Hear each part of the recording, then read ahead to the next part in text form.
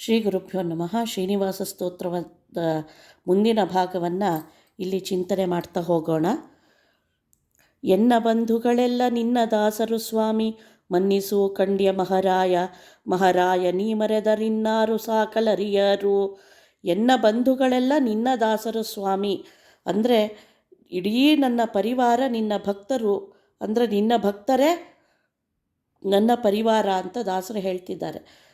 ಹರಿದಾಸರೆಂಬುವರೆ ಇಷ್ಟ ಬಾಂಧವರೆನಗೆ, ಹರಿಭಜನೆ ನಡೆಯುತ್ತಿಗ ಸ್ಥಳವೇ ಮಂದಿರವು ಅಂತ ಹೇಳಿದ ಹಾಗೆ ಭಗವದ್ಭಕ್ತರೇ ವೈಷ್ಣವಾಹ ಮದ್ಬಾಂಧವಾಹ ಅಂತ ಹೇಳಿದ್ದನ್ನೇ ಇಲ್ಲಿ ಸ್ಮರಿಸ್ತಾ, ಮನ್ನಿಸು ಕಂಡ್ಯ ಮಹಾರಾಯ, ಮಹಾರಾಯನೇ ಹಾಗಾಗಿ ನನ್ನನ್ನು ಮನ್ನಿಸು, ನನ್ನ ದೋಷಗಳನ್ನು ಮನ್ನಿಸಿ. ನೀನು ಮರೆದರಿನ್ನಾರು ಸಾಕಲರಿಯರು, ನೀನೇ ನಮ್ಮನ್ನು ಮರೆತರೆ ಇನ್ಯಾರು ನಮ್ಮನ್ನು ಸಾಕಲಿಕ್ಕೆ ಸಾಧ್ಯ.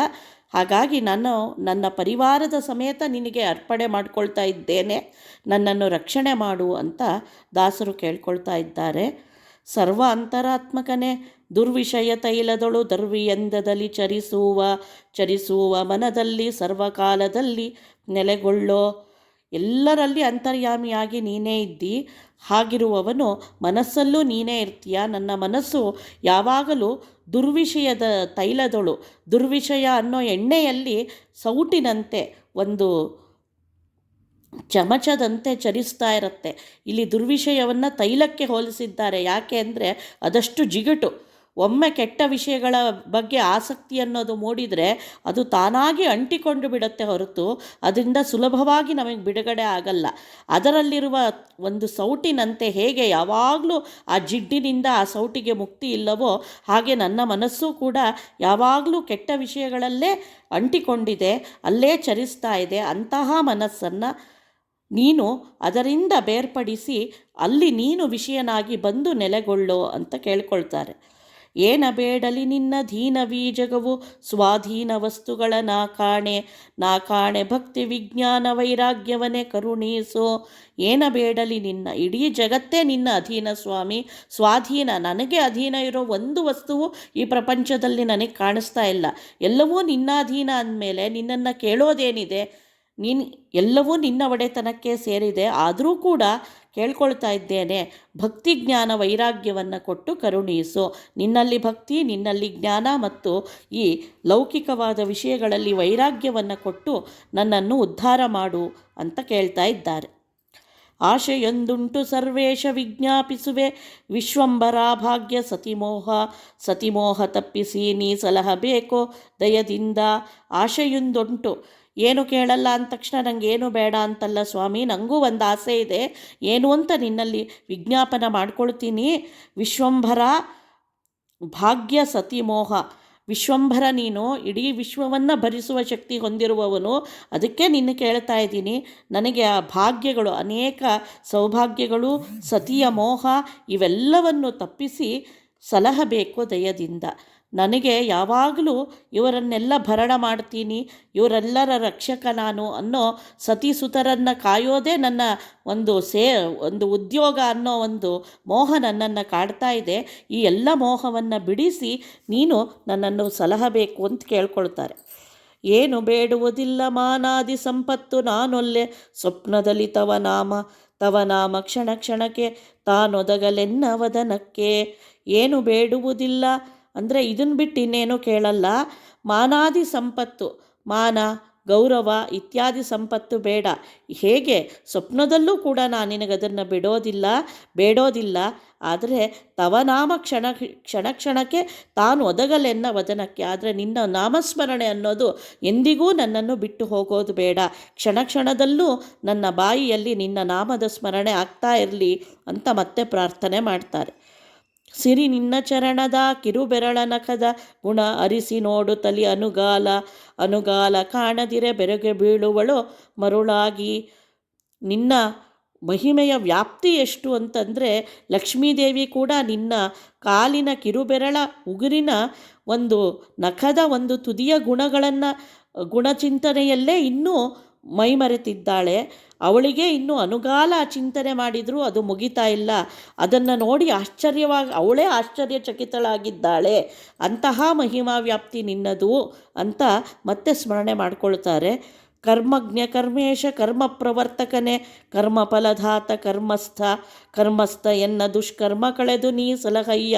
ಕರ್ಮಜ್ಞ ಕರ್ಮಗಳನ್ನು ತಿಳಿದವನು ನೀನು, ಕರ್ಮೇಶ ಕರ್ಮಕ್ಕೆ ಒಡೆಯ ನೀನು, ಕರ್ಮ ಪ್ರವರ್ತಕ ಅಂದರೆ ಕರ್ಮಕ್ಕೆ ಪ್ರೇರಣೆಯನ್ನು ಉಂಟು ಮಾಡುವವನು ನೀನು, ಕರ್ಮ ಫಲದಾತ ಆ ಕರ್ಮದ ಫಲವನ್ನು ಕೊಡುವವನು ನೀನೆ, ಇನ್ನು ಕರ್ಮಸ್ಥ ಆ ಕರ್ಮದೊಳಗಿದ್ದು ಆ ಕರ್ಮವನ್ನು ಮಾಡಿಸುವವನು ನೀನೆ. ಅಂತಹ ನೀನು ಎನ್ನ ದುಷ್ಕರ್ಮ ಕಳೆದು ನೀ ಸಲಹಯ್ಯ, ನನ್ನಲ್ಲಿರೋ ದುಷ್ಕರ್ಮಗಳನ್ನು ಕಳೆದು ಉದ್ಧಾರ ಮಾಡು.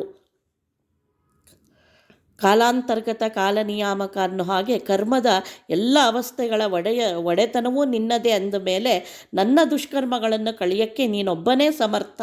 ದಯಮಾಡಿ ನನ್ನ ದುಷ್ಕರ್ಮಗಳನ್ನು ಪರಿಹಾರ ಮಾಡು ಅಂತ ಕೇಳ್ಕೊಳ್ತಾ ಇದ್ದಾರೆ.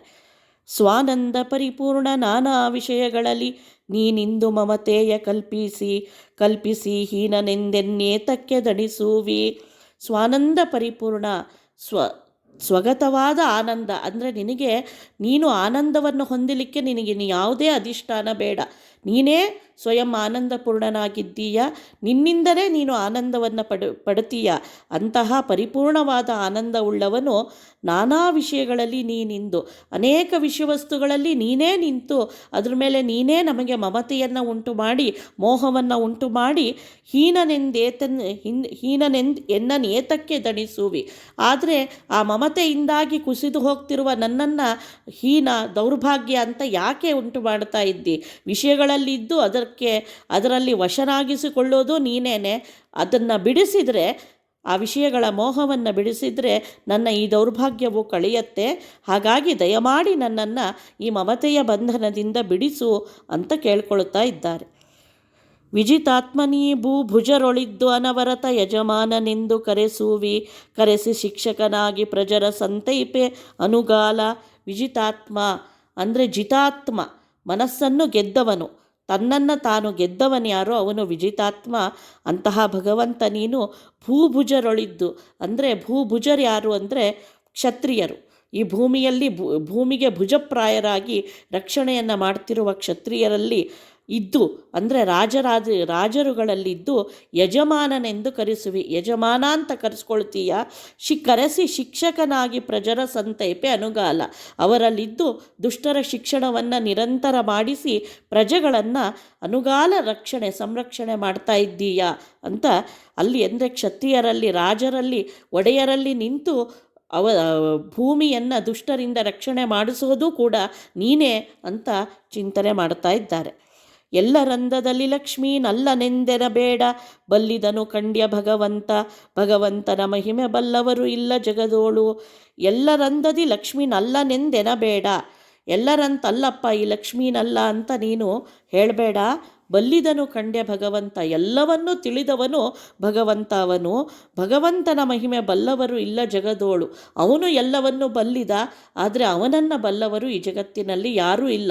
ಅವನ ಮಹಿಮೆಗಳು ನಮಗೆ ತಿಳಿಯಲ್ಲ, ಆದ್ದರಿಂದ ನಾವು ಅವನ ಎಲ್ಲರಂತಲ್ಲ ಅಂತ ಹೇಳ್ಬೋದಷ್ಟೇ ಹೊರತು ಅದು ನಮ್ಮ ದೋಷ. ಅವನನ್ನು ತಿಳಿಯೋಕ್ಕಾಗದೇ ಇರೋದು ಅದು ನಮ್ಮ ದೋಷ ಅಂತ ದಾಸರು ಇಲ್ಲಿ ನಮಗೆ ತಿಳಿಸ್ಕೊಡ್ತಾ ಇದ್ದಾರೆ.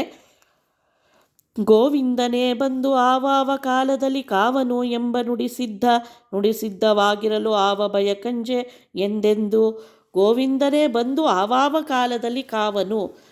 ಯದಾ ಯದಾ ಹಿ ಧರ್ಮಸ್ಯ ಗ್ಲಾನಿರ್ಭವತಿ ಭಾರತ ಅಭ್ಯುತ್ಥಾನಂ ಅಧರ್ಮಸ್ಯ ತದಾತ್ಮಾನಂ ಸುಜಾಮ್ಯಹಂ ಅಂತ ಕೃಷ್ಣ ಗೀತೆಯಲ್ಲಿ ಹೇಳ್ಕೊಂಡಿದ್ದಾನೆ. ಯಾವಾಗ ಅಂತಹ ಧರ್ಮದ ಅವನತಿ ಉಂಟಾಗತ್ತೆ, ಅಂತಹ ಅನಿವಾರ್ಯ ಒಂದು ಸ್ಥಿತಿ ಉಂಟಾಗತ್ತೆ, ಆಗೆಲ್ಲ ನಾನೇ ಬಂದು ಮತ್ತೆ ಈ ಲೋಕದಲ್ಲಿ ಧರ್ಮದ ಸ್ಥಾಪನೆ ಮಾಡ್ತೀನಿ ಅಂತ ದೇವರು ಹೇಳ್ಕೊಂಡಾಗೆ ಗೋವಿಂದನೇ ಆವಾವ ಕಾಲದಲ್ಲಿ ಬಂದನು ಅನ್ನೋದು ನುಡಿಸಿದ್ದ.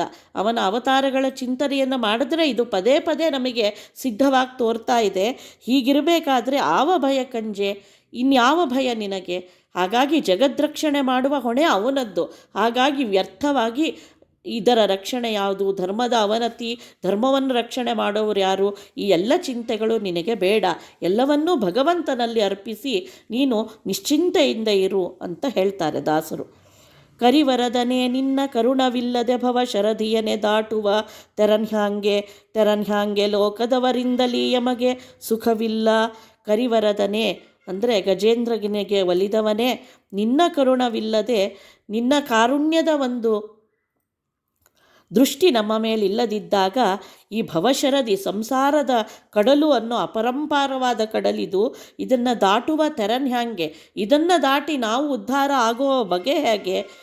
ತೆರನ್ಹ್ಯಾಂಗೆ ಲೋಕದವರಿಂದ ಯಮಗೆ ಸುಖವಿಲ್ಲ. ಲೋಕದಲ್ಲಿ ಯಾರನ್ನೋ ನಂಬಿ ನಾವು ಈ ಭವಕಡಲವನ್ನು ದಾಟೋದು ಅನ್ನೋದು ಅಸಾಧ್ಯವಾದ ಮಾತು. ಭಗವಂತನ ಪ್ರಸಾದ ಒಂದೇ ನಮ್ಮನ್ನು ಈ ಸಂಸಾರದ ಬಂಧನದಿಂದ ದೂರ ಮಾಡಲಿಕ್ಕೆ ಸಾಧ್ಯ. ಹಾಗಾಗಿ ನಾವು ಅವನ ಕಾರುಣ್ಯವನ್ನು ಬೇಡಬೇಕು. ಕರುಣಾಪೂರ್ಣ ವರಪ್ರದ ಚರಿತಮ್ಮೇ ಜ್ಞಾಪಯ ಮೇತೆ ಅಂತ ಆಚಾರ್ಯರು ತೋರಿಸಿಕೊಟ್ಟಿದ್ದಾರೆ ನಮಗೆ. ಹಾಗಾಗಿ ಅವನ ಸ್ಮರಣೆಯ, ಅವನ ರೂಪ ಗುಣಗಳ ಚಿಂತನೆ ಇದರಿಂದನೇ ನಮಗೆ ಬಂಧನದಿಂದ ಮೋಕ್ಷ ಅನ್ನೋದನ್ನು ಹೇಳ್ತಾ ಇದ್ದಾರೆ. ಅಪರಾಧಿ ತಾನಲ್ಲ, ನಾನಲ್ಲ ಅಪರಾಧವೆನಗಿಲ್ಲ, ಸ್ವಪರಗತನಾಗಿ ನೀ ಮಾಡಿ ಮಾಡಿಸಿ ಅಪರಿಚಿತನಂತೆ ಇರುತ್ತಿರ್ಪೆ. ಅಪರಾಧಿ ನಾನಲ್ಲ. ಮೊದಲು ಕೂಡ ಇದನ್ನೆಲ್ಲ ಹೇಳಿದ್ದಾರೆ ದಾಸರು. ಆದರೂ ಮತ್ತೆ ಮತ್ತೆ ಈ ತತ್ವಗಳನ್ನು ನಮ್ಮಲ್ಲಿ ದೃಢ ಮಾಡಿಸ್ತಾ ಇದ್ದಾರೆ. ನಾನು ಅಪರಾಧಿಯಲ್ಲ, ಅಪರಾಧವೆನಗಿಲ್ಲ, ಸ್ವಪರಗತನಾಗಿ ಮಾಡಿ ಮಾಡಿಸಿ ಅಪರಿಚಿತನಂತೆ ಇರುತ್ತಿರ್ಪೆ. ಅಂದರೆ ನನ್ನ ಕರ್ಮನೇ ಕಾರಣ, ಆದರೆ ನಾನೇ ಮಾಡಿದ್ದಲ್ಲ. ನನ್ನ ಕರ್ಮದ ಗತಿಯಂತೆ ಆ ಅವಸ್ಥೆಗಳಲ್ಲಿ ನನ್ನನ್ನು ಇರಿಸಿ ನನ್ನಿಂದ ನೀನೇ ಈ ಸತ್ಕಾರ್ಯ ದುಷ್ಕಾರ್ಯಗಳನ್ನು ಮಾಡಿಸ್ತಾ ಇದ್ದಿ. ಇಷ್ಟಾಗ್ಯೂ ಇದು ಯಾವುದರಿಂದನೂ ಲೇಪನಾಗದಂತೆ ನೀನು ದೂರನೇ ನಿಲ್ತೀಯ, ಅಪರಿಚಿತನಂತೆ. ಅಂದರೆ ನೀನು ಅದನ್ನು ಅಂಟಿಸಿಕೊಳ್ಳದೆ ಅದರ ಫಲಗಳನ್ನು ನಮಗೆ ಉಣಿಸ್ತಾ ನಿಂತಿದ್ದೀಯ. ಶರಣು ದೇವರ ದೇವ, ಶರಣರಿಗೆ ಸುಖವೀವ, ಶರಧಿಜಯ ರಮಣ ಕರುಣಿಸಿ ಸಲಹೋ ನಾ ಮೊರೆ ಹೊಕ್ಕೆ ನಿನ್ನ ಚರಣಕ್ಕೆ. ಶರಣು ದೇವರ ದೇವ, ದೇವರಿಗೆಲ್ಲ ದೇವನಾದ ಭಗವಂತನೇ ನಿನಗೆ ಶರಣು.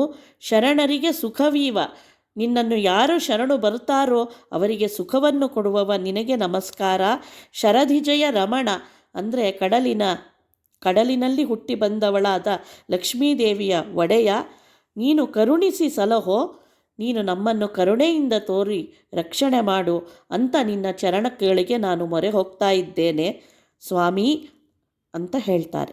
ದೋಷ ದೂರನೆ ಕೇಳು ದ್ವೇಷಿ ನಿನಗಾನಲ್ಲ, ಈಶಣತ್ರಯದಿ ಮಮತೆಯ ಕೊಟ್ಟು ಪ್ರದ್ವೇಷಗೊಳಿಸುವುದು ಉಚಿತಲ್ಲ. ದೋಷ ದೂರನೆ ಕೇಳು ದ್ವೇಷಿ ನಿನಗಾನಲ್ಲ. ಸ್ವಾಮಿ, ನಾನೇನು ಬೇರೆಯವನಲ್ಲ, ನಾನು ನಿನ್ನ ದಾಸರ ದಾಸನೇ, ನಾನೇನು ನಿನ್ನ ದ್ವೇಷಿಯಲ್ಲ. ಮುಖ್ಯವಾಗಿ ಭಗವಂತನಿಗೆ ದ್ವೇಷಿ ಅನ್ನೋರೇ ಇಲ್ಲ. ಯಾಕೆ ಅಂದರೆ ಅವನು ವೈಷಮ್ಯ ನೈರ್ಗುಣ್ಯಾದಿ ದೋಷಗಳೇ ಭಗವಂತನಲ್ಲಿಲ್ಲ. ಹಾಗಾಗಿ ಭಗವಂತ ಯಾರನ್ನೂ ದ್ವೇಷಿಸುವ ಅವಶ್ಯಕತೆಯೂ ಇಲ್ಲ, ಆ ಪ್ರಶ್ನೆಯೂ ಇಲ್ಲ.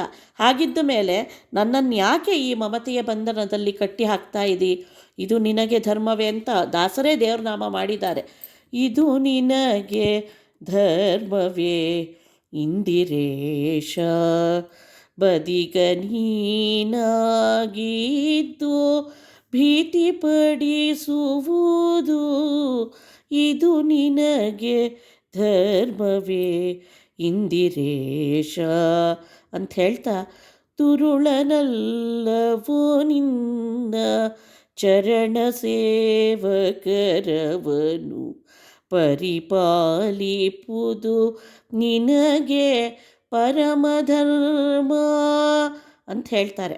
ಅದನ್ನೇ ಇಲ್ಲಿ ಅನುವಾದ ಮಾಡ್ತಾ ಇದ್ದಾರೆ ದಾಸರು. ದ್ವೇಷಿ ನಿನಗಾನಲ್ಲ, ಈಶಣತ್ರಯದಿ ಮಮತೆಯ ಕೊಟ್ಟು ಪ್ರದ್ವೇಷಗೊಳಿಸುವುದು ಉಚಿತಲ್ಲ. ಈಶಣತ್ರಯ ಅಂದರೆ ದಾರೇಷಣ, ವಿತ್ತೈಷಣ ಮತ್ತು ಪುತ್ರೇಷಣ ಅಂತ ಇರೋದು. ಹಾಗಿರುವಾಗ ಈಶಣತ್ರಯಗಳು ಅಂದರೆ ಸಾಂಸಾರಿಕವಾದ ನಮ್ಮ ಬಯಕೆಗಳು, ಇವುಗಳನ್ನೆಲ್ಲ ಇದರ ಮಮತೆಯಲ್ಲಿ, ಇದರ ಬಂಧನದಲ್ಲಿ ನಮ್ಮನ್ನು ಕಟ್ಟಿಹಾಕಿ ಪ್ರದ್ವೇಷಗೊಳಿಸುವುದು ಅಂದರೆ ನಮ್ಮನ್ನು ಇದರಲ್ಲೇ ಮುಳುಗಿಸಿ ನಮ್ಮ ಗತಿಗೆ ವಿರುದ್ಧವಾಗಿ ನಮ್ಮನ್ನು ನಾವೇ ಮನೆಯೇವ ಮನುಷ್ಯಾಣಂ ಕಾರಣಂ ಬಂಧ ಮೋಕ್ಷಯೋ ಅಂತ ಯಾಕೆ ಹೇಳ್ತಾರೆ ಅಂದರೆ, ನಮ್ಮ ಮನಸ್ಸೇ ವಿಷಯಗಳಲ್ಲಿ ಆಸಕ್ತಿ ತೋರಿದಾಗ ಅದು ನಮಗೆ ಬಂಧಕ ಆಗತ್ತೆ. ವಿಷಯಗಳನ್ನು ಬಿಟ್ಟು ದೂರ ಸರಿಯಿದಾಗ ಅದೇ ನಮಗೆ ಮೋಕ್ಷದ ದಾರಿಯನ್ನು ತೋರಿಸುತ್ತೆ. ಅಂದರೆ ಆ ಮನಸ್ಸಿನೊಳಗೆ ದೇವರೇ ನಿಂತು ತಾನೇ ಪ್ರೇರಣೆ ಮಾಡೋದು. ಆ ರೀತಿಯಲ್ಲಿ ಇದರಲ್ಲಿ ಮಮತೆಯನ್ನು ಹುಟ್ಟಿ ಹಾಕಿಸಿ ನೀನೇ ನಮ್ಮನ್ನು ನಾವೇ ಪ್ರದ್ವೇಷಿಗಳಾಗೋ ಹಾಗೆ ನೀನು ಮಾಡ್ತಿದ್ದೀಯಾ ಸ್ವಾಮಿ, ಇದು ಉಚಿತಲ್ಲ. ಅಂದರೆ ಇದು ಪ್ರಾರ್ಥನೆ, ದಯಮಾಡಿ ನನ್ನನ್ನು ಇವುಗಳಲ್ಲಿ, ಈ ಆಶೆಗಳಲ್ಲಿ, ಈ ಬಂಧನದಲ್ಲಿ ಬೀಳಿಸಬೇಡ, ಉದ್ಧಾರ ಮಾಡು ಅನ್ನೋದು ದಾಸರ ಅಭಿಪ್ರಾಯ. ಪನ್ನಗಾಚಲವಾಸ ನಿನ್ನುಳಿದು ಸಂತೈಪರಿನ್ನೆಲ್ಲಿ ಕಾಣೆ ನಿನ್ನಾಣೆ ಸುಗುಣ ಸಂಪನ್ನ ಸಜ್ಜನರ ಸಲಹೆಂಬೆ. ಪನ್ನಗಾಚಲ ನಿವಾಸನೇ ನಿನ್ನುಳಿದು, ನಿನ್ನನ್ನು ಬಿಟ್ಟು ಇನ್ಯಾರೂ ರಕ್ಷಣೆ ಮಾಡೋರು ನನಗೆ ಕಾಣ್ತಾ ಇಲ್ಲ. ಹಾಗಾಗಿ ಸುಗುಣ ಸಂಪನ್ನನಾದ ನೀನು ಸಜ್ಜನರನ್ನು, ಬರೀ ನನ್ನೊಬ್ಬನನ್ನೇ ಅಲ್ಲ, ಭಿನ್ನಪವ ಕೇಳು ಸ್ವಾಮಿ, ಎನ್ನನೊಬ್ಬನೇ ಅಲ್ಲ, ನಿನ್ನ ಪಾದಾರವಿಂದವ ನಂಬಿ ತುತಿಸುವರ ಇನ್ನಿವರಿಗೆ ಬಾಹೋ ದುಷ್ಕರ್ಮಗಳ ಕಳೆದು ಚೆನ್ನಾಗಿ ಪಾಲಿಸಿ ಮುಕುತಿ ಕೊಡೋ ಸ್ವಾಮಿ, ದಯವಿರಲಿ ದಾಮೋದರ ಅಂತ ಗೋಪಾಲದಾಸರು ಪ್ರಾರ್ಥನೆ ಮಾಡಿದಾಗೆ, ಜ್ಞಾನಿಗಳು ಯಾವಾಗಲೂ ಎಂದು ತಮ್ಮೊಬ್ಬರ ಉದ್ಧಾರವನ್ನು ಕೇಳಲ್ಲ, ಎಲ್ಲ ಸಜ್ಜನರನ್ನು ಸಂತೈಸು, ಅನುಗ್ರಹ ಮಾಡು, ಅವರ ಮೇಲೆ ಕರುಣೆಯನ್ನು ತೋರಿಸು ಅಂತ ಇಲ್ಲಿ ಪ್ರಾರ್ಥನೆ. ಭೂರಮಣ ಸರ್ವ ಪ್ರಕಾರದಲ್ಲಿ ಒಲಿದೆಮ್ಮ ದೂರದಲ್ಲಿ ಬಪ್ಪ ದುರಿತೌಘ ಸಂಹರಿಸಿ ಕಾರುಣಿಕ ನೀನೆ ಸಂತೈಸು. ಇನ್ನೂ ಅದರ ಪಾಶದೊಳಗೆ ನಾವು ಬೀಳದೇ ಇದ್ದಾಗೇನೆ ಇನ್ನೂ ಅದು ದೂರದಲ್ಲೇ ನಮ್ಮಿಂದ ದೂರದಲ್ಲೇ ಹತ್ತಿರ ಬರ್ತಾ ಇದೆ ನಮಗೆ ದುರಿತಗಳು ಅಂತ, ದುರಿತ ರಾಶಿಗಳೇ ನಮ್ಮ ಮುಂದಿದೆ ಅಂದಾಗೇ ಭೂರಮಣನಾದ ನೀನು ಸರ್ವಪ್ರಕಾರದಲ್ಲಿ ನಮ್ಮ ಮೇಲೆ ಅನುಗ್ರಹ ತೋರಿಸಿ ದೂರದಿಂದನೇ ಅದನ್ನು ಪರಿಹಾರ ಮಾಡಿ ನೀನೇ ನಮ್ಮನ್ನು ಉದ್ಧಾರ ಮಾಡಬೇಕಪ್ಪ. ಅದನ್ನು ಎದುರಿಸೋ ಶಕ್ತಿ ನಮಗಿಲ್ಲ, ಹಾಗಾಗಿ ನಮ್ಮನ್ನು ಪಾರು ಮಾಡು ಅಂತ ಪ್ರಾರ್ಥನೆ. ಅನಾಥ ಬಂಧುವೇ ಜಗನ್ನಾಥ ವಿಠ್ಠಲ ಪ್ರಪನ್ನ ಪರಿಪಾಲ ಮಾಲೋಲ ಅರಿಪಾಂಚ ಜನ್ಯಧೃತ ಪಾಡಿ ಸಲಹೆಮ್ಮ. ಕೊನೆಯಲ್ಲಿ ಹೀಗೆ ಪ್ರಾರ್ಥನೆ ಮಾಡ್ತಾರೆ, ಅನಾಥ ಬಂಧುವೇ. ಅನಾಥ ಅಂದರೆ ಯಾರು ನಾಥರೇ ಇಲ್ಲದಿದ್ದವರಿಗೂ ಕೂಡ ನಾವು ಯಾರ್ಯಾರನ್ನೋ ನಾಥರು ಅಂತ ಅಂದ್ಕೊಂಡಿದ್ದೇವೆ ನಾವು.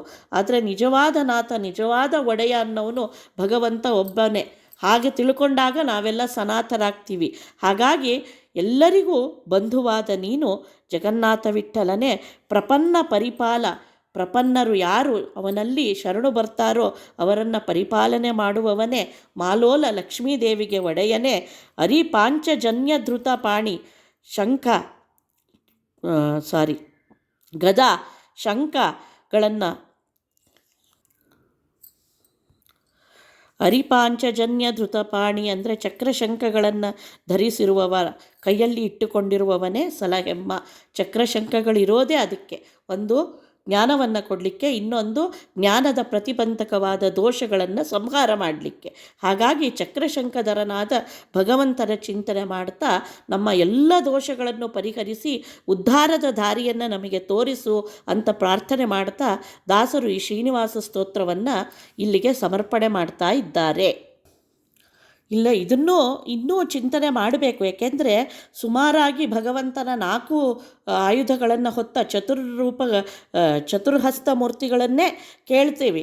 ಆದರೆ ಇಲ್ಲಿ 2 ಕೈಯ ಒಂದು ಚಿಂತನೆ ಯಾಕೆ ಕೊಟ್ಟಿದ್ದಾರೆ ಅಂದರೆ, ನಿತ್ಯ ಚಿಂತನೆ ಮಾಡುವ ಗಾಯತ್ರಿಯಲ್ಲಿ ಧ್ಯೇಯಸ್ಸದ ಸವಿತೃಮಂಡಲ ಮಧ್ಯವರ್ತಿ ನಾರಾಯಣ ಸರಸಿಜಾಸನ ಸನ್ನಿವಿಷ್ಟ ಕೇಯೂರವಾನ್ ಮಕರಕುಂಡಲವಾನ್ ಕಿರೀಟಿ ಹಾರಿ ಹಿರಣ್ಮಯವಪುಹು ಧೃತ ಶಂಖಚಕ್ರ ಅಂತ ಏನು ಚಿಂತನೆ ಇದೆ ಅಂದರೆ, ನಿತ್ಯದಲ್ಲಿ ನಾವು ಅವಶ್ಯವಾಗಿ ಮಾಡಬೇಕಾದ ರೂಪ ಸವಿತೃನಾಮಕನ ಒಳಗಿರುವ ಭಗವಂತನ ನಾರಾಯಣನ ಸ್ಮರಣೆ.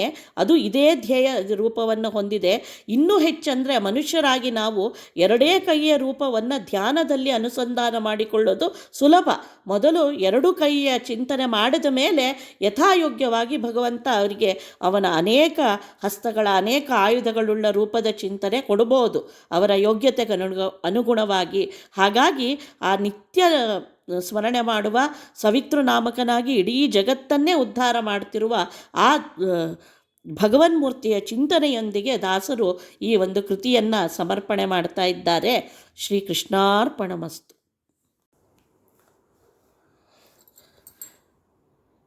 ಶ್ರೀ ಗುರುಭ್ಯೋ ನಮಃ. ಇದರಲ್ಲಿ ತತ್ವಸುವಾಲಿಯ ಮುಂದಿನ ಸಂಚಿಕೆಯಾಗಿ ಅಗ್ನಿದೇವರ ಸ್ತೋತ್ರ. ದೇವಮುಖ ಎನ್ನಯ ಕರಾವಲಂಬನವಿತ್ತು ಪಾವಕರಿಗೊಲಿದು ಭವತಾಪ ಪರಿಹರಿಸು ಪಾವಕನ ಜನಕ ಪ್ರತಿದಿನ. ದೇವಮುಖ ದೇವತೆಗಳ ಆಹುತಿಗೆ ಮುಖನಾಗಿ, ಅಂದರೆ ದೇವತೆಗಳಿಗೆ ತಲುಪಿಸಬೇಕಾದ ಹವಿರ್ಭಾಗವನ್ನು ತಲುಪಿಸುವ ಒಂದು ಮುಖವಾಗಿ ನೀನು ರಾರಾಜಿಸ್ತಿರುವ ಅಗ್ನಿಯೇ, ಎನ್ನಯ ಕರಾವಲಂಬನವಿತ್ತು, ನನಗೆ ದಾರಿಯನ್ನು ತೋರಿಸಿ ಪಾವಕರಿಗೊಲಿದು ಅಂದರೆ ಪವಿತ್ರರಾದ ಸಜ್ಜನರಿಗೊಲಿದು ಭವತಾಪವನ್ನು ಈ ಸಂಸಾರದ ತಾಪವನ್ನು ಪರಿಹರಿಸು ಪಾವಕನ ಜನಕ ಅಂದರೆ ಅಗ್ನಿಪುತ್ರನೇ ಪ್ರತಿದಿನ ನಿರಂತರ ನನ್ನನ್ನು ರಕ್ಷಣೆ ಮಾಡುವಂಥ ಅಗ್ನಿದೇವರಲ್ಲಿ ಪ್ರಾರ್ಥನೆ ಮಾಡ್ತಾ ಇದ್ದಾರೆ. ಹುತವಹನ ಇದನ್ನೇ ಈಶಾವಾಸ್ಯವು ಕೇಳೋದು. ಆದರೆ ಅಲ್ಲಿ ಭಗವಂತನಲ್ಲೇ ಮುಖ್ಯ ಅನುಸಂಧಾನ. ಆದರೂ ಕೂಡ ಅಗ್ನೇನಯ ಸುಪಥಾರಾಯೇ ಅಂದರೆ ಚಲಿಸುವುದಕ್ಕೆಲ್ಲ ದಾರಿಯನ್ನು ತೋರಿಸುವವನು ಅಗ್ನಿ ಅನ್ನುವ ಅನುಸಂಧಾನ ವೇದದಿಂದಲೇ ಬಂದಿದೆ ಅನ್ನೋದು ಇಲ್ಲಿ ಸ್ಪಷ್ಟ. ಹುತವಹನ ದುರ್ಮತಿಯ ಪರಿಹರಿಸಿ ಸದ್ಗತಿಯ ಪಥ ತೋರೋ ದಯದಿಂದ ನಿತ್ಯ ನಾನುತಿಸುವೆನು ನಿನ್ನ ಕರುಣಾಳೋ. ಹುತವಹನನೇ ಅದೇ ಅರ್ಥ. ಹುತವಹನ ಅಂತ ನಾಮದಿಂದ ಕರೆಸುವವನೇ ಎನ್ನ ದುರ್ಮತಿಯ ನನ್ನ ದುಷ್ಟಬುದ್ಧಿಯನ್ನು ಪರಿಹಾರ ಮಾಡಿ ಸದ್ಗತಿಯ ಒಳ್ಳೆಯ ದಾರಿಯ ಪಥ ತೋರೋ. ಅಗ್ನೇನಯ ಸುಪಥಾರಾಯೇ ಅಂತ ಹೇಳಿದ್ನಲ್ಲ, ಅದೇನೆ. ತೋರೋ ದಯದಿಂದ ನಮ್ಮ ಮೇಲೆ ಕರುಣೆಯಿಂದ ತೋರಿ ನಿತ್ಯ ನಿನ್ನ ತುತಿಸುವೆನೋ ಕರುಣಾಳು. ನಿನ್ನನ್ನು ನಿತ್ಯವಾಗಿ ಸ್ತೋತ್ರ ಮಾಡ್ತೇನೆ, ದಯಮಾಡಿ ನನಗೆ ಉದ್ಧಾರದ ಹಾದಿಯನ್ನು ತೋರು ಅಂತ ಅಗ್ನಿದೇವರಲ್ಲಿ ಪ್ರಾರ್ಥನೆ ಮಾಡ್ತಾ ಇದ್ದಾರೆ. ಕೃಷ್ಣವರ್ತ್ಮನೆಯನ್ನ ದುಷ್ಟಕರ್ಮವ ನೋಡಿ ಭ್ರಷ್ಟನೆನ್ನದಲೆ ಸಂತೈಸು ಭಾರ್ಗವ ಗದಿಷ್ಠಾನನೆಂದು ಮೊರೆ ಹೊಕ್ಕೆ. ಕೃಷ್ಣವರ್ತ್ಮನೆ ಕಪ್ಪಾದ ಹೊಗೆಯನ್ನೇ ಹಾದಿಯಾಗಿ ಮಾಡಿಕೊಂಡಿರುವ, ಅಂದರೆ ಅಗ್ನಿಯಲ್ಲಿದೆಯೋ ಅದರ ಮೇಲೆ ಹೊಗೆ ಕಪ್ಪಾಗಿ ಮುಂದಿನ ದಾರಿಯನ್ನು ತೋರಿಸ್ತಾ ಇದ್ದಾಗಿರತ್ತಲ್ಲ. ಹಾಗಾಗಿ ಕೃಷ್ಣವರ್ತ್ಮನೆ ಎನ್ನ ದುಷ್ಟಕರ್ಮವ, ನನ್ನ ದುಷ್ಟಕರ್ಮಗಳು ಏನೇನಿದ್ದಾವೆ ಅವೆಲ್ಲವನ್ನು ನೋಡಿ ನಾನು ಭ್ರಷ್ಟ ಅಂತ ನನ್ನನ್ನು ದೂರ ಮಾಡದೆ ಸಂತೈಸು, ನನ್ನನ್ನು ಉದ್ಧಾರ ಮಾಡು.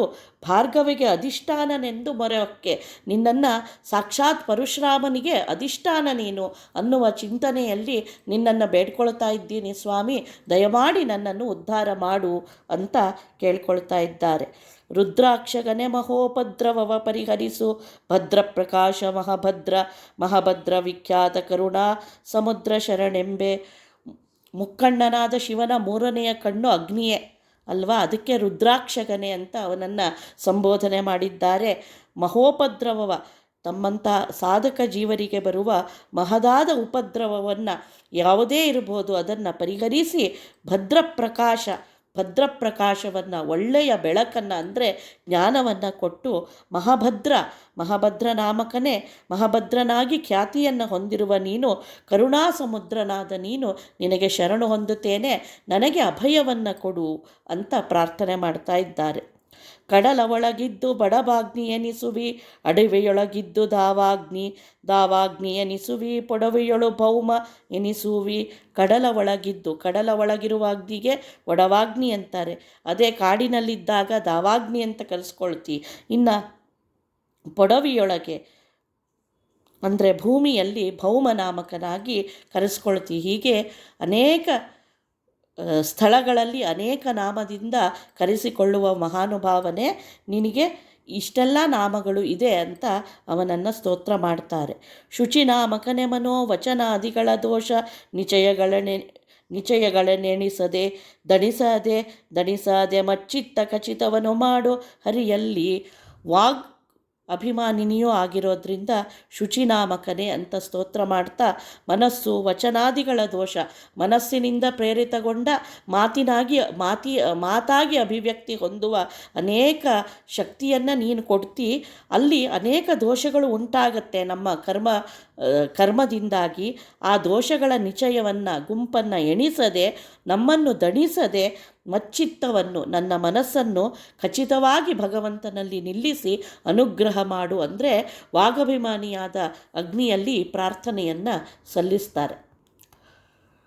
ಯಾವುದನ್ನು ನಿರಂತರ ಮಾತಿನಿಂದ ಸ್ಮರಣೆ ಮಾಡ್ತೀವೋ ಅದು ನಮ್ಮ ಮನಸ್ಸಿನಲ್ಲಿ ಭದ್ರವಾಗಿ ಕೂಡತ್ತೆ.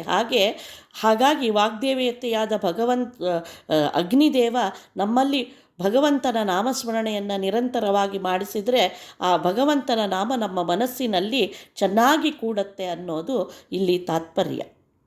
ವೀತಿಹೋತ್ರನೇ ಜಗನ್ನಾಥ ವಿಠ್ಠಲನ ಸಂಪ್ರೀತಿಪೂರ್ವಕದಿ ತುತಿಸಿ ಹಿಗ್ಗುವ ಭಾಗ್ಯಜಿತವಾಗಿರಲಿ ಯಮದೆಂದು. ಇಂತಹ ವೀತಿಹೋತ್ರ ನಾಮಕನಾದ ನೀನು ಜಗನ್ನಾಥ ವಿಠ್ಠಲನ ಅಂದರೆ ಭಗವಂತನ ಸಂಪ್ರೀತಿಪೂರ್ವಕವಾಗಿ ಚೆನ್ನಾಗಿ ತುತಿಸಿ ಹಿಗ್ಗುವ ಭಾಗ್ಯವನ್ನು ನಿರಂತರವಾಗಿ ನಮಗೆ ಇರುವಂತೆ, ಆ ಭಾಗ್ಯ ಎಂದೆಂದೂ ನಮ್ಮನ್ನು ಬಿಟ್ಟು ಹೋಗದಂತೆ ರಕ್ಷಣೆ ಮಾಡುವಂಥ ಪ್ರಾರ್ಥನೆ ಮಾಡ್ತಾ ಈ ಅಗ್ನಿದೇವನ ಸ್ತೋತ್ರವನ್ನು ಭಗವಂತನಲ್ಲಿ ಸಮರ್ಪಣೆ ಮಾಡ್ತಾರೆ. ಶ್ರೀಕೃಷ್ಣಾರ್ಪಣಮಸ್ತು.